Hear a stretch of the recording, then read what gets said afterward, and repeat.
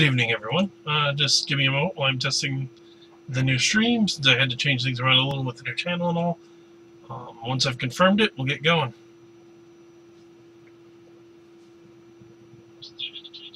Okay, cool, it's working. So, good evening. Welcome to the very first episode of my new side YouTube series, which I'm calling Grumpy Old Gamer. I'll get to why in a minute. But as many of you will know, particularly the friends who are joining me from Facebook, I do a series.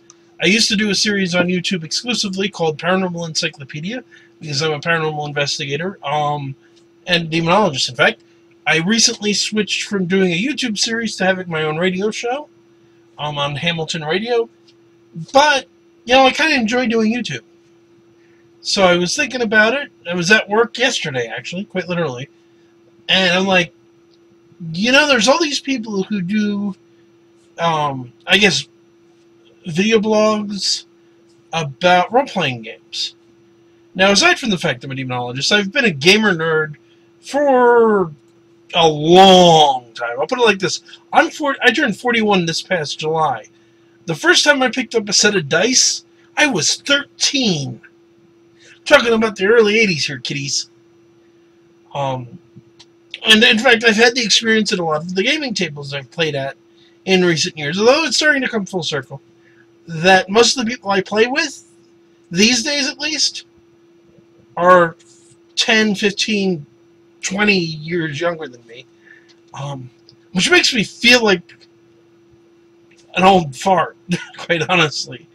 So, and one of the jokes I make, especially with my fiance, is that I'm a grumpy old man. Ergo, this is Grumpy Old Gamer. I'm not going to... I'm going to talk mostly probably about role-playing games, because, again, I've been doing that since I was 13. I like role-playing games. It seems like a reasonably popular topic here on YouTube. There's a lot of really good channels about it. I just think I have my own things to say, and I want to watch it. If you want to... I want to talk, and if you guys want to listen, cool. If not, I'll have fun anyway, so it doesn't really matter. But I wanted to get started with something to stir things up a little, so I decided I was going to talk about alignments. Now, for anyone out there who's watching this going, what's an alignment? The most famous of all role-playing games, of course, is Dungeons and Dragons. It has been around forever, pretty much. Well, no, it started in the 70s. But it has had a pretty standard concept that has made it into other media in many ways. Characters have alignments. Now, we're going to talk about the different ones in Dungeons & Dragons. And, believe it or not, there's another role-playing game. In fact, there's a whole series of other role-playing games that uses a different alignment system. And I'm going to go over that one, too. But my main focus is going to be on the classic 9 alignments of Dungeons & Dragons. Now, here's the interesting thing. I think many of you young whippersnappers out there in the gaming world may not know. So these days, when we talk about D&D, we think of lawful good, lawful neutral, lawful evil, neutral good, true neutral, neutral evil, chaotic good, chaotic neutral, chaotic evil. Granted, in 4th edition, we don't talk about 4th edition, there was lawful good, good, unaligned, evil, and chaotic evil, and that was it. I'm a big fan of that alignment system, and jokes about we don't talk about 4th edition aside, I enjoyed 4th edition. I just considered it a separate game from Dungeons & Dragons, because it was a little too different for me to be the same game. You know, if you like 4th edition, cool, I'm not here to judge. You know, the only thing I'll judge you on is if you tell me you like Twilight. If you like Twilight, you're on the wrong channel, man. Nah, that's okay. I'm kidding, you can stay here. I'm watching you. But, if you go back in D&D, so D&D has had a long history. It started in the 70s with a miniatures game called Chainmail. Now, Chainmail was created by 2 guys, Dave Arneson and E. Gary Gygax, and the story of exactly what happened varies, but for the most part, eventually, they went from a classic war game where it was medieval armies going to battle with each other. Because war games are still very popular, but they've been popular. They're particularly popular at the time, and it evolved into, well, okay, if we're doing medieval armies, we all like Lord of the Rings. Let's add some elves and dwarves and wizards. And then it went from there to this notion of, well, what if we just threw in, instead of a whole army, just a group of heroes. Each army has heroes, and then just a story of these heroes, and eventually that evolves into the Dungeons and Dragons we know and love today. Now, the name Dungeons and Dragons has its own history, and actually probably the history of the game is an interesting topic to talk about another day. But it was originally called just Dungeons and Dragons, and then in the early 80s, they came up with Advanced Dungeons and Dragons, which had a first edition and a second edition. But even when they had second edition Dungeons and Dragons, Advanced Dungeons and Dragons, they also had Dungeons and Dragons, which was a streamlined, simplified system. But it all started with, originally it started with Dungeons and Dragons, then they added Advanced Dungeons and Dragons, then they did away with Dungeons and Dragons, it kept Advanced, and then they dropped the Advanced off of it, went back to Dungeons and Dragons for 3rd edition, and that's where we are today. But one of the things about the original Dungeons and Dragons, way back when, so when I was a kid, when I first picked it up, there are 3 alignments. Lawful, Neutral, Chaotic. That's it. Advanced Dungeons and Dragons is the one that said, okay, there's Lawful, Neutral, and Chaotic, but there's also Good, Neutral, and Evil. I'm going to get into what I think each of those alignment means in a second, because I think that informs the next part where I'm going to talk about who I think belongs to the various alignments. I want to talk about the only other set of systems I know that have their own alignment.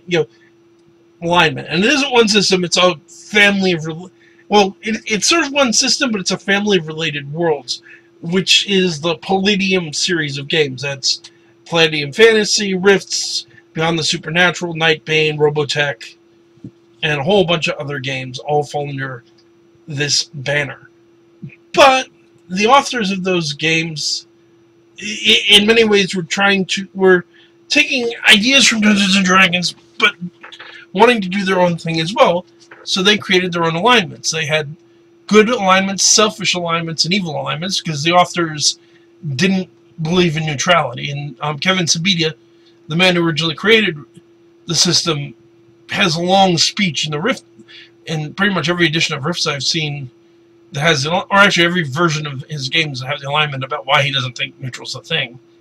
But basically, the alignments are principled and unscrupulous for good, unprincipled and anarchist for evil, unprincipled and anarchist for evil, or for selfish. Why do I keep saying evil? And the evils are miscreant, aberrant, and diabolic. And unlike the vague, pseudo-philosophical descriptions you got in Dungeons & Dragons, Palladium actually lines them up as rules. So a principled alignment person is described as always keeping their word, avoiding lies, never kill or attack an unarmed foe, never harm an innocent, never torture, never kill for pleasure, always help others, works well with others, respects authorities, laws, self-discipline, and honor, never betrays a friend, never break the law unless conditions are desperate. A scrupulous person they will keep their word to any other good person, lie only to people of selfish or evil alignments, never kill or attack an unarmed foe, never harm an innocent, never torture for pleasure, may use muscle to extract info from criminals or evil people, never kill for pleasure, will always attempt to bring villains to justice alive, even if the villain is evil, always helps others, attempt to work within the law whenever possible, bends and occasionally breaks laws when necessary, they distrust authority, they work with groups, but they dislike laws and bureaucracy, red tape. I think you can certainly make a case that Principled is Superman in a nutshell. Whereas scrupulous is Batman because he works within the law, but he is willing to, bend or even break those rules when he needs to. So then you get your selfish alignments, which are the first is of course unprincipled, high regard for life and freedom. They keep their word of honor, lie and cheat if necessary, especially to anarchists or evil people. Will not harm an unarmed foe, but will take advantage of one. Help those in need. Not use torture unless absolutely necessary. Work with a group, especially if profitable. Never harm an innocent. Never kill for pleasure. Dislikes authority. Never betray a friend. I've seen it suggested that this would be a description of Wolverine from X-Men. I don't know well enough to say that myself. So anarchists may keep their word. Actually, I'd say for that matter, Han Solo probably falls into unprincipled. Lie and cheat if he feels it's necessary. Not likely to kill an unarmed foe, but certainly knock out, attack, or beat up one. Never kill an innocent, but may harm or kidnap. Not likely to help someone without an ulterior motive. Seldom kill for pleasure. Use torture to extract info, but not likely for pleasure. Doesn't work well with others. Doesn't work well in groups. He will do whatever he damn well please. Respect for self-discipline and authority, and might betray a friend. And then you get your evils. I think Captain Jack Sparrow is your classic anarchist character.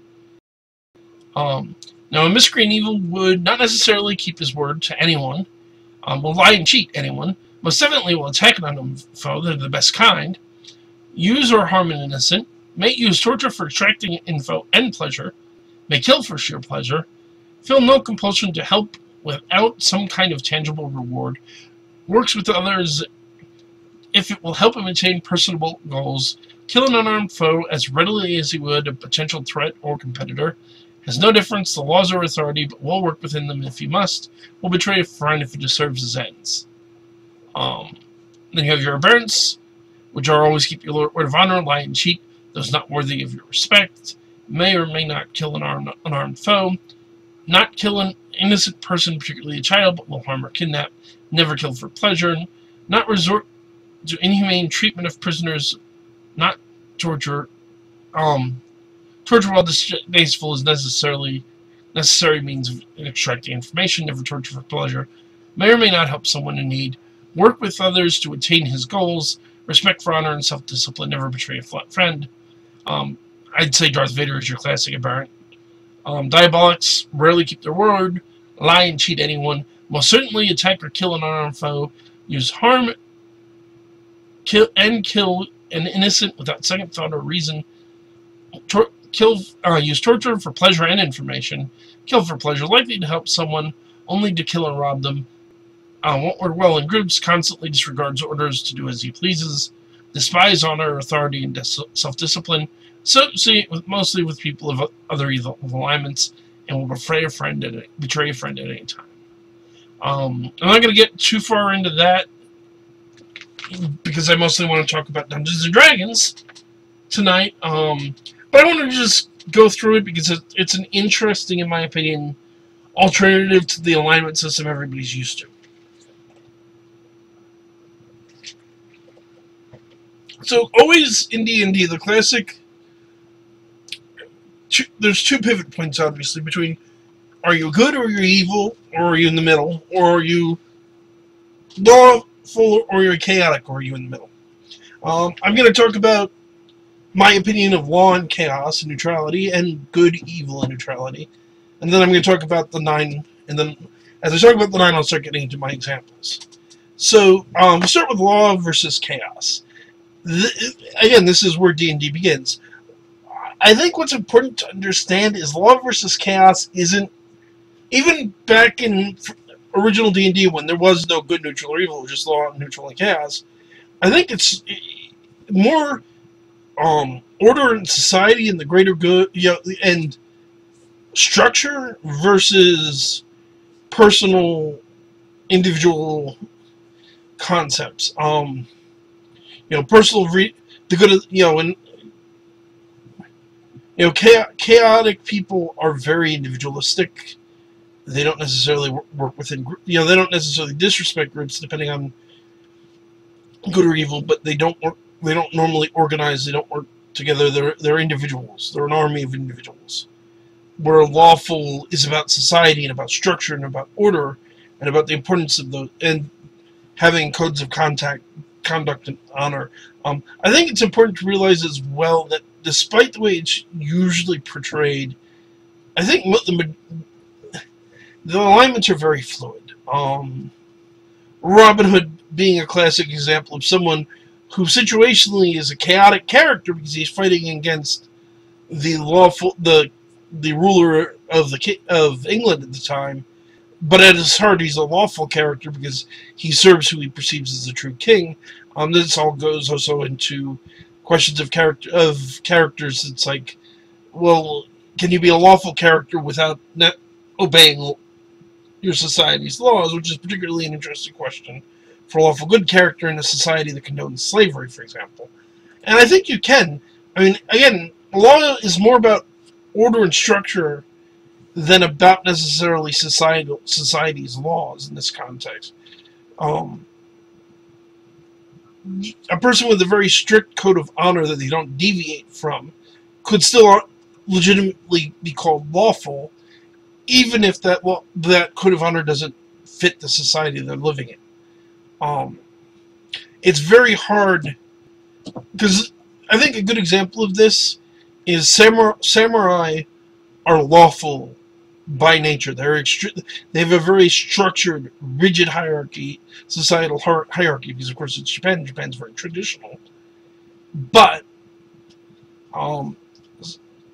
if you took a samurai out of Japan and dropped him into the middle of Western Europe, he's not really going to act in a traditionally lawful manner, because the laws and mores that he's used to aren't the laws and mores of Western Europe in the same time, even in the same time period. But he's still going. I mean, the actual historical reality of them being what it is, aside from that being what it is, they would, in the idealized form, particularly the idealized form you find in role-playing games, that samurai is going to stick to his Bushido code. How he does so, and what he emphasizes, of course, could decide between lawful, neutral, and chaotic, and lawful or good, neutral, and chaotic. But he's still going to stick to a highly regimented code. The other part of this equation, of course, is aside from law, neutrality rather. And I tend to see neutrality here as kind of the middle ground of society. You know, society and civilization have their purposes, but sometimes you want to do your own thing. It's often classically said that most people are actually neutral, and certainly animals are a good example of something that is true neutral. I think one of the few really good examples. But the reality is people are, I think Kevin Simbita is right to a degree that most people are none in the most proper sense neutral, at least in terms of neutral, the true neutrals. What you'll run into more is, I think it's fair to say that neutrality really reveals itself more when you talk about the second axis in relationship to it. Neutral good, true neutral, neutral evil. But we'll get to that in a minute. Now let's talk about good, neutrality, and evil. What makes an action good? What makes an action evil? You know, philosophers have been arguing this one for thousands of years. I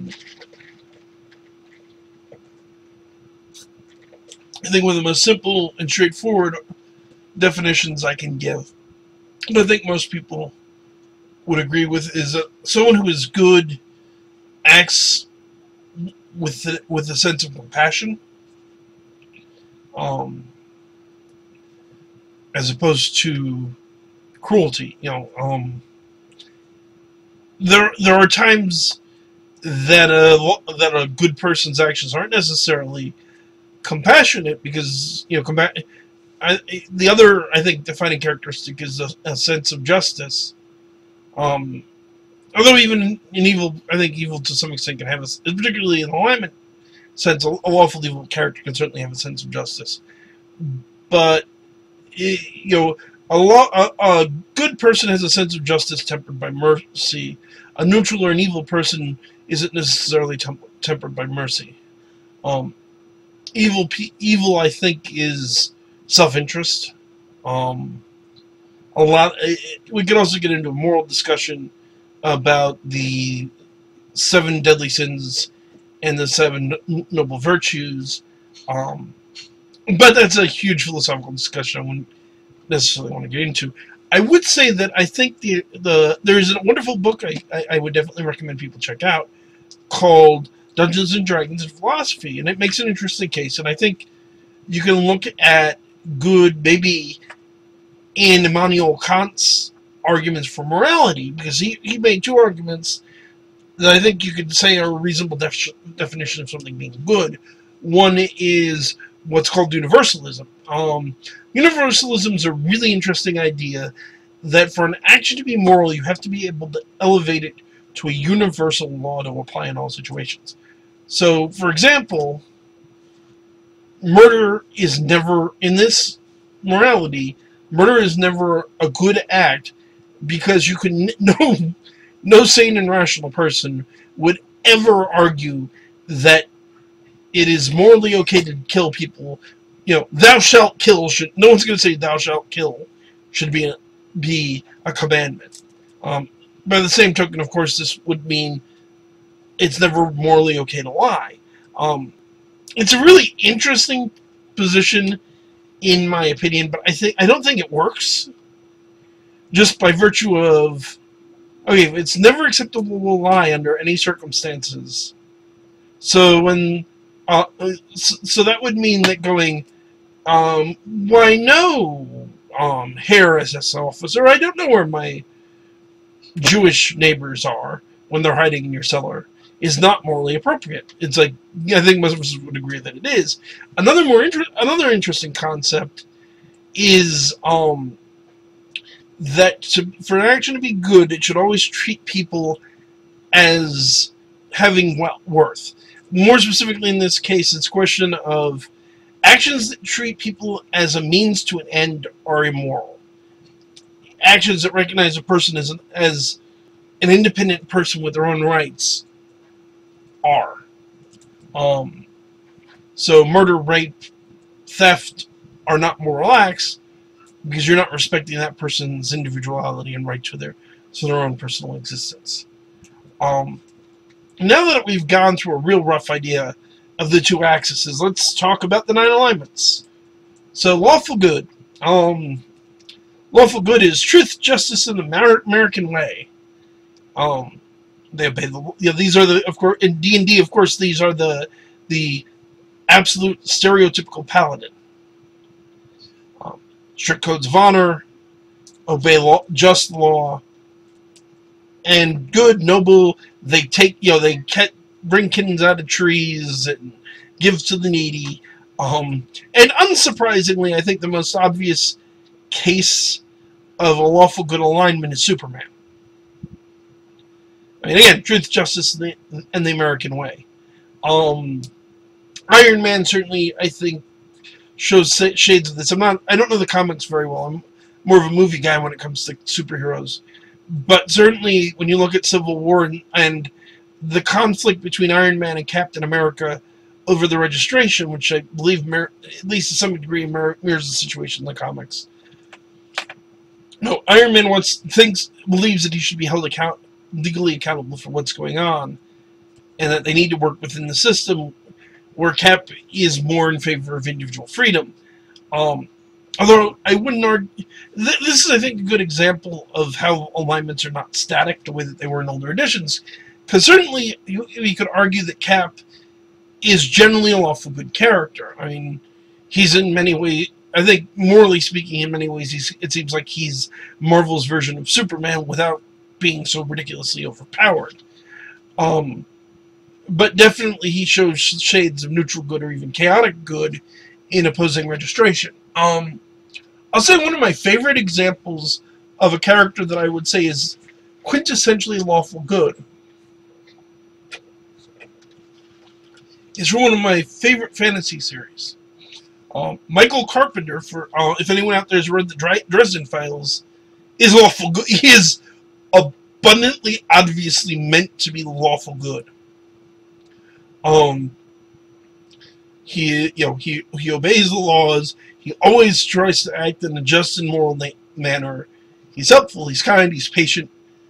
I would also say that, and here's the thought, because when it comes to playing D&D, a lot of people shy away from paladins, because especially in older editions, it's not as bad as it used to be. In older editions, they were kind of seen as wet blankets. Oh, we can't, kill the prisoners because the paladin won't let us. We can't torture the prisoners because the paladin won't let us do that, this and that, and the other thing. They tend to be seen as kind of jerks and self-righteous. And pretty much I kind of think of the way that most people play paladins as, think of the way that the really fundamentalist Christians act. In the holier-than-thou, superior, you must convert to my way mentality. Michael Carpenter, I think, is a much better framework for a paladin, because, yes, he is a very just person, and, he will smite evils senseless when it's necessary. But that's not his main goal. As a very good Christian, his primary goal is redemption and love and kindness and compassion and forgiveness. The Knights of the Cross and the Dresden Files, their main job is not to kill the Knights of the Black and Denarius, it's to redeem them. And I think that's I think that would make for a much more interesting paladin. It's what I've actually been wanting to play in a game for a while now. This idea of this paladin who is your classic holy warrior out to save the world, but is actually a compassionate and kind and non-judgmental human being. Basically play him as Michael. Moving from lawful good down the 9 alignments, we come to neutral. I'm going to do the goods, and then I'll do the neutrals, and then I'll do the evils. Because evil is always fun, and we'll leave it for last. So neutral good. Or actually, no, I'm going to reverse this, because I think it makes more sense to contrast neutral good by talking about chaotic good. Chaotic good is very much the, I'm going to do what's right. Personal freedom is more important than societal norm. Particularly, it's the Robin Hood character of, I'm going to destroy this corrupt system. And I think there's a lot of, not necessarily anti-heroes, although some anti-heroes certainly fit in the chaotic good.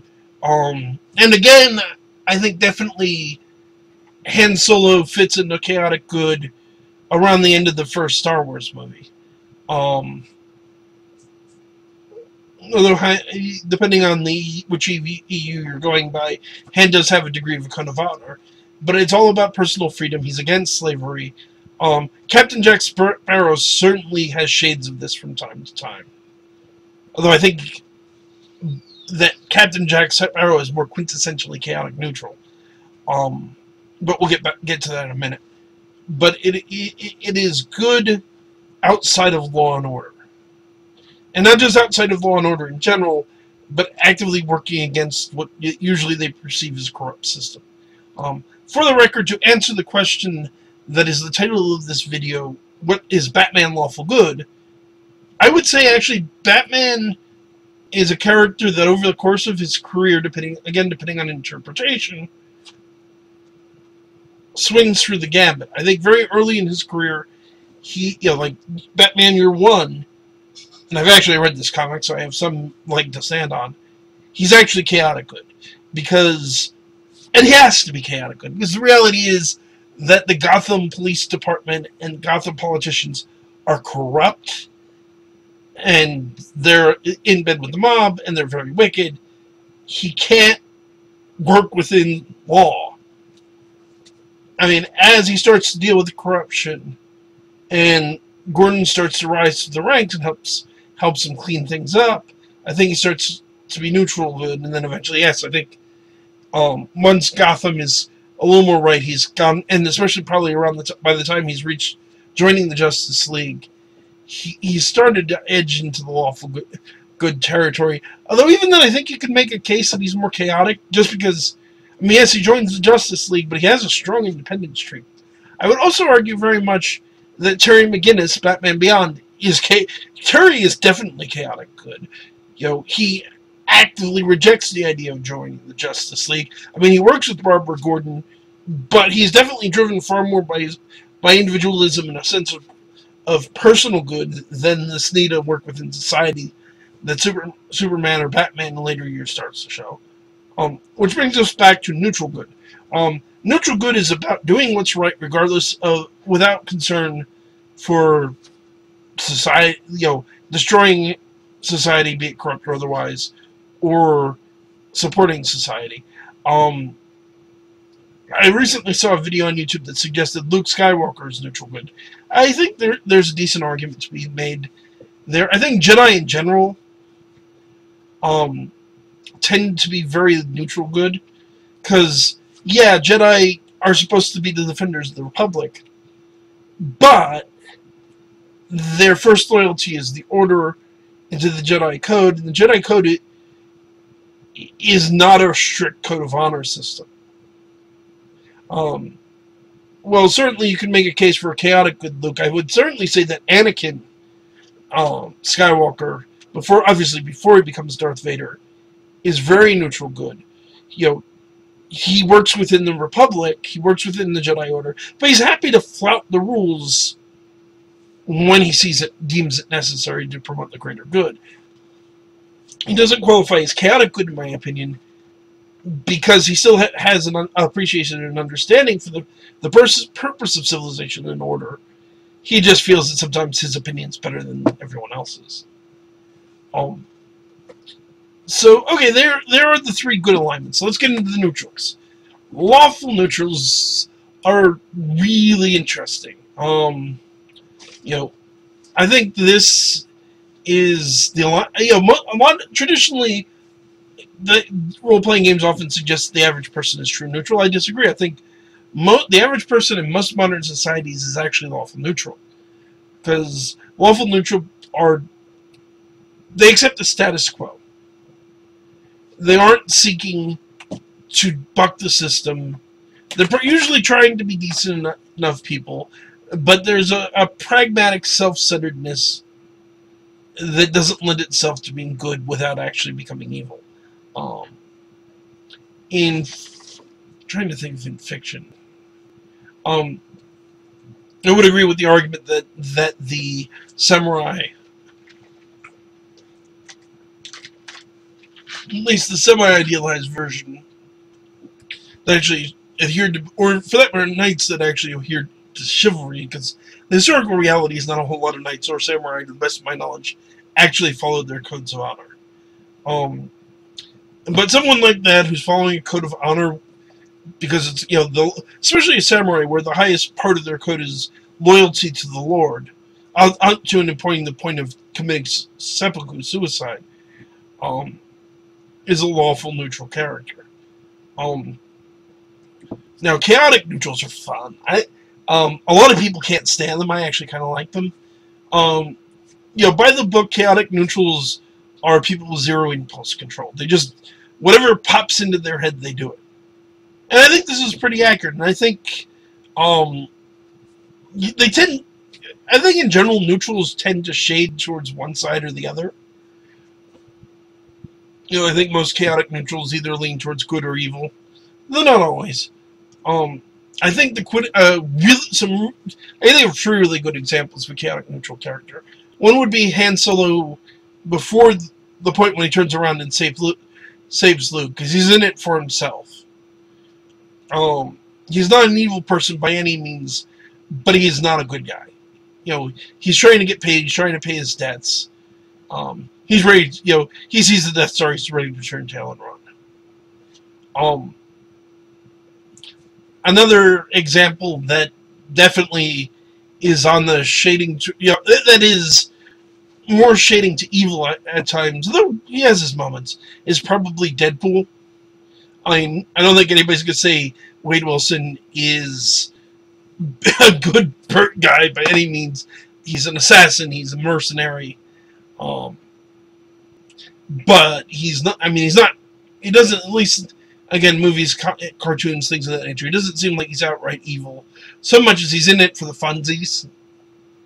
Another character I think can actually fit chaotic neutral pretty well is not most, but some of the interpretations of the Joker.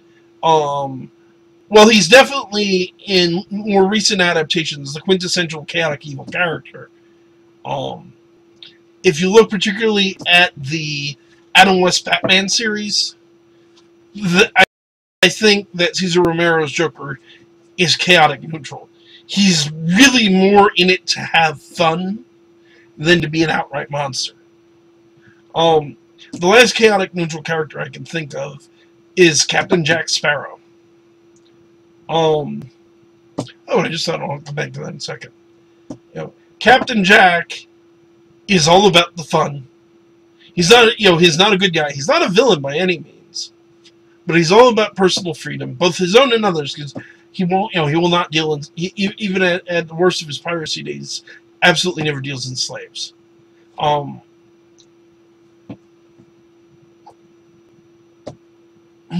I was just thinking. It's like I was going to say another example. Actually, yes, a good example of lawful neutrals in general would be the Time Lords from Doctor Who. Because even with Death and particularly before the new series where they stepped in to fight the Daleks, in the classic series, they stayed out of things. No matter how atrocious the situation was, the Time Lords were observers. The Watchers in Marvel seem to be kind of the same way. They're there to observe, not to take part. The Doctor himself, I would definitely say, is chaotic good. He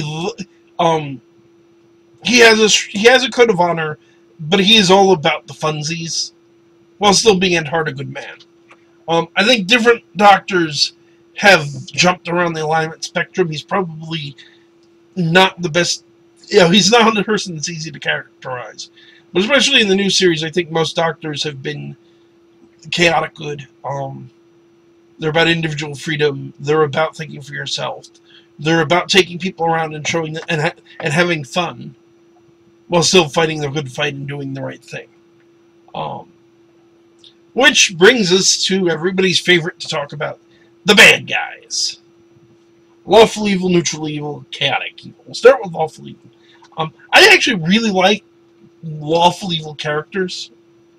I think the quintessential lawful evil character has got to be Darth Vader.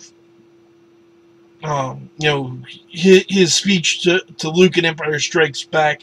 Join me, and together we will bring an end to this. Bring order to the galaxy, end to the chaos. He is a bad guy. There is no denying it. But he's about order and structure, about making what he sees as a chaotic situation sane again. I think that I will say there's a common trope that I'll probably talk about again another day in D&D of the anti-paladin. So you have the paladin who's the paragon of lawful good. So why not have an anti-paladin who's the opposite, the exact opposite, in the paragon of chaotic evil? I don't think that really works. For a whole lot of reasons I could get into.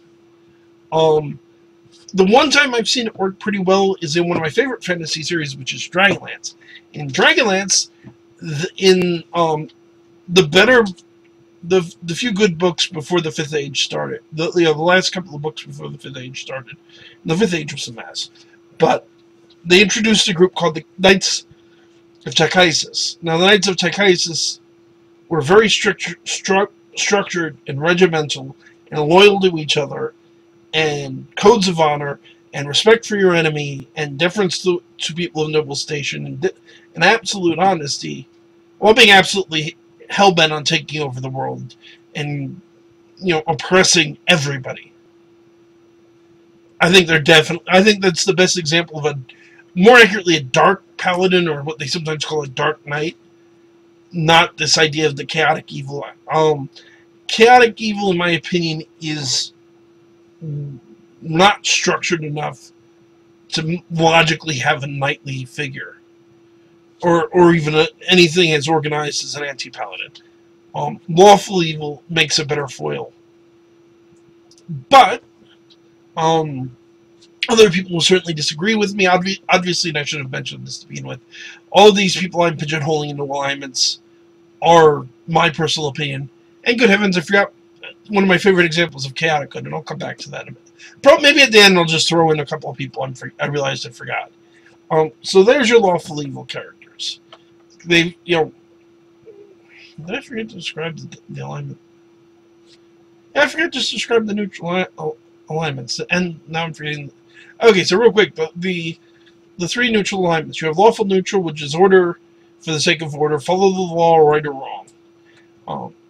Chaotic neutral, which is personal freedom, and heck with any structures. In fact, rip structures down unless they're entertaining. And then true neutral, which is in fact, I even forgot examples of true neutral. I think a classic example of true neutral is animals, because animals don't care about structure, they don't care about order, they're not capable of caring. People in general, that hermits and things like that, sometimes may fall into true neutrals because they're not all that interested.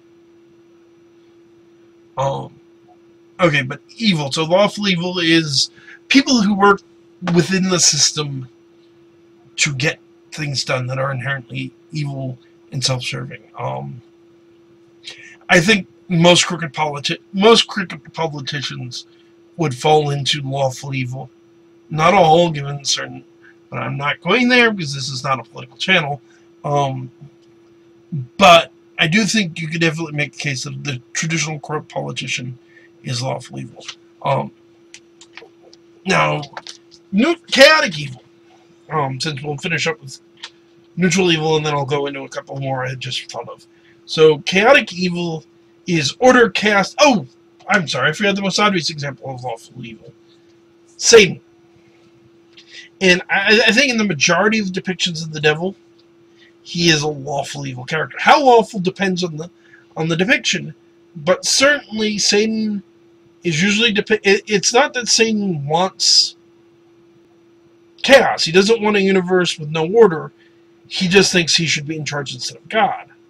But even more than that, and the whole idea of making a deal with the devil, and that the devil, when the devil signs a contract, he has some degree of cosmic or at least personal honor code binding to honor the deals, the contract. I think another great example of a marvelously well done lawful evil character is Crowley from the TV show Supernatural. He will stab you in the back in a second, but he honors the deals that he makes. There's a really great and like I think every other fan of Supernatural on the planet, I am not a big fan of the later seasons of Supernatural. But there's a wonderful episode, in my opinion, I just thought it was fun, where one of the Crossroads demons, the demons that make deals with humans to sell their souls, is cheating the system by getting people to sign on the dotted line and then killing the person before the 10 years is up so they get the soul early. Leading Crowley to have one of the greatest lines of the show's 12 season, or going on 13 now, history. This isn't Wall Street, this is hell, we have some integrity! And then instantly punishing the demon. He is definitely lawful evil. Lucifer in that show is definitely chaotic. So chaotic evil, yeah. Heck with order, heck with the society, heck with being trustworthy, or not betray. Lawful evil will generally not betray a comrade, especially if the comrade proves useful. Chaotic evil person will throw you under the bus the second it becomes convenient, or the second they simply get bored. Of course, the quintessential chaotic evil character is the Joker. This again depends heavily on which interpretation of the Joker you're going with, but most interpretations are, in my opinion, chaotic evil. Heath Ledger's is probably the most quintessentially chaotic evil character, and you know he is, as he puts it in the movies, an agent of chaos. Well, I think about it. I think Mark Hamill's interpretation of the animated series might do a better job. Because the thing is, with Heath Ledger's interpretation of the Joker, he's actually pretty darn organized for an agent of chaos. When you look at the elaborate things he puts together, he can talk about being chaotic and just being a dog chasing cars that wouldn't know what to do with what if he caught it. But that's not really true. He had to, setting up the thing with the boat to prove that the regular people were just as bad as the convicts would have taken hours of planning and days of planning, really. Even the bank robbery at the beginning would have taken a massive amount of planning. I think you could reasonably make an argument that for all his protestations, Heath Ledger's Joker is neutral evil. Where Mark Hamill's character is just, I killed a studio full of people because I was bored. And then the very next week, I used a non-lethal laughing gas on a studio full of people because I was bored. And that element, I think, is the key of true chaotic evil. Is they're evil, and there's no question of it. There are people that take great pleasure in pain and torment. But they're not consistent even about taking pleasure in pain and torment. Sometimes they'll do things just for the funsies. Which brings us to neutral evil. Neutral evil is order, chaos, I'm just an asshole. Oh, excuse my language, YouTube. I think a lot of predatory sorts of intelligent predatory evil tends to be neutral evil. The Emperor from Star Wars is usually depicted as neutral evil because, yeah, he uses the structure of the Empire to his own ends, but he doesn't really care about that structure. I think a better example might arguably be Pennywise, or It, as it were, from Stephen King's novel and the TV series and the movie It, where he just delights in causing pain and suffering and fear and feeding on it. He's not necessarily interested, doesn't seem necessarily interested in order or chaos. It's just evil. It's just that desire to feed and that sadistic pleasure. Okay, so that goes over the 9 alignments. So the people I just realized I forgot. Including one of my favorite, at least as a child, one of my favorite characters in fiction, although I've waned on him over the years, Sherlock Holmes. It surprises me in particular that I forgot Sherlock, because I think it depends on the interpretation again. What's his name?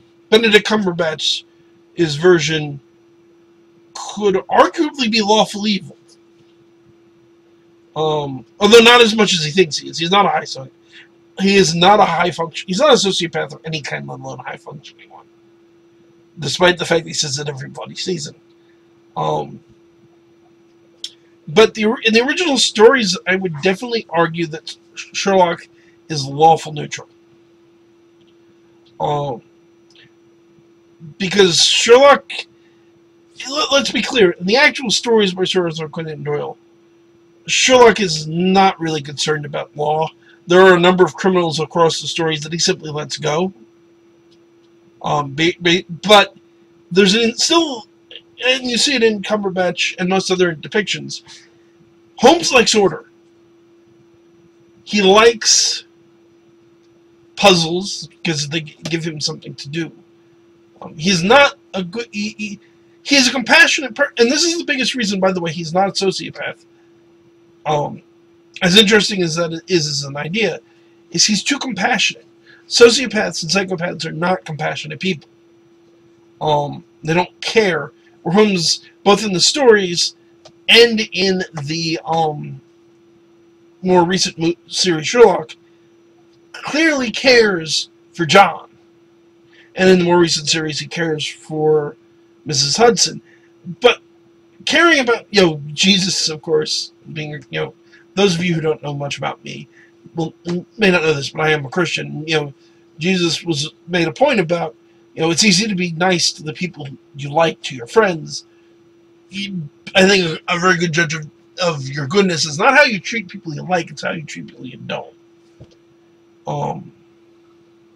And Sherlock could be a jerk. And in the original stories, he's very much about societal order in a lot of ways. I mean, there's times when he whips servants for not doing their job properly, and things like that. And he is not a good guy. He's not a villain. He's just in it for the puzzle.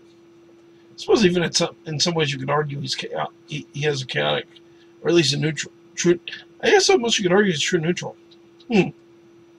I'd say. Oh, there's the other obvious guy I forgot. By far my favorite modern geeky thing in many, well, recent geeky thing I should say. And specifically my current favorite series of books. Harry, Blackstone, Copperfield, Dresden. Is so chaotic good. I mean, he goes out of his way in book after book after book to flip off, annoy, and make fun of every authority figure he ever runs into. With the big exception being Ebenezer McCoy, because he actually, that's telling, because Ebenezer had earned his respect, which is why Harry never mocks him and never disrespects him. Everyone else, including people who have not given him a reason to tell them off, he has to say something snide.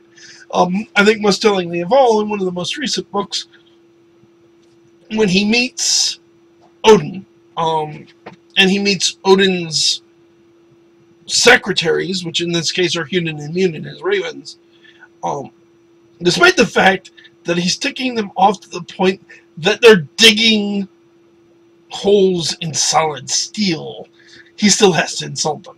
And even comments to Miss Guard, it's like, well, I'm so well known for insulting everybody, I didn't want him to feel left out. Harry's chaotic evil, chaotic good, pure and simple.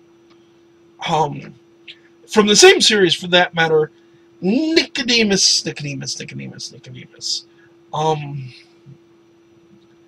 It's hard to say, because I have all sorts of suspicions about what his actual motives are, that I'm not going to get into here, because we're wrapping up soon. But Nicodemus Archleon definitely presents as lawful evil. He claims certainly to be in favor of some kind of order and structure. What exactly we're not sure of. He is, by all accounts, and what we see, inclined to honor his bargain. At least some of his bargains. He's inclined. He's loyal to the people that work for him. He has an organized structure. He definitely seems to be lawful evil as opposed to chaotic evil. Mab herself.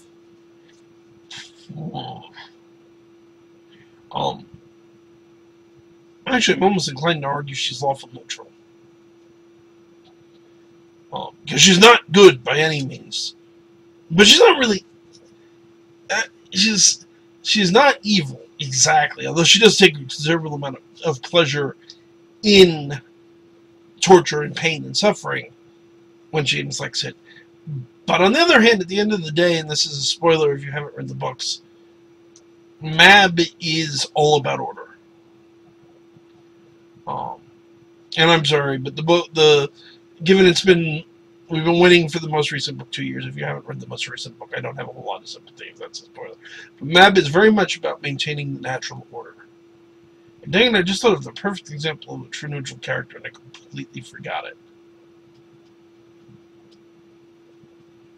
Oh well. But yeah, those are the alignments. Those are my opinions in the alignments. Now, I hope, So by all means, I'm not trying to discourage this.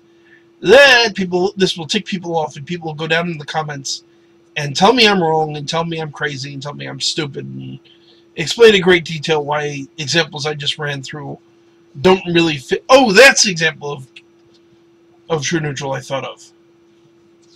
Also for the Dresden Files, Ivy the Archive. Ivy's job is the preservation of mankind's knowledge. She is not good. She's not evil. She sits on the balance. She has a job to do, and she fulfills that duty. She has shades of law because she will, she's very strict about honoring agreements she makes. But on the whole, her central job is to maintain the archive. And I would argue that's definitely an example of true neutral. But I think that wraps it up. This is about twice as long. Oh no, I'm sorry. I originally was going to go 20 minutes. So this is about 3 times as long as I originally intended it to be. Hopefully everybody had a good giggle. Again, feel free to comment and tell me I'm wrong and crazy and stupid. This is an opinion piece. This is not meant to... None of this is canon by any stretch of the imagination. In fact, I made a point of avoiding, canonical D&D characters. I mean, we could talk about Dristord and Artemis and Trari and Sturm Breakblade. But I thought it would be more fun to talk about characters from other fantasy, from other fiction that don't actually have canonical alignments. But I think that's about it. We'll be having another episode probably sometime next week. Maybe Saturday or Sunday if I feel like it. This is going to, if you guys are interested in more structured shows by me, feel free to check out Paranormal Encyclopedia. You can find the radio show at hamiltonradio.net. You can find the archives of past shows here on YouTube by looking at Paranormal Encyclopedia. I've got over 70 episodes before I started doing the radio show that you can listen to. The first episode of the radio show is already up. The next one will probably be up in the next day or two. But that's it for now. I hope you guys have enjoyed the very first episode of Grumpy Old Gamer. And this is Kevin saying good night. And you dark kids, stay off my dice!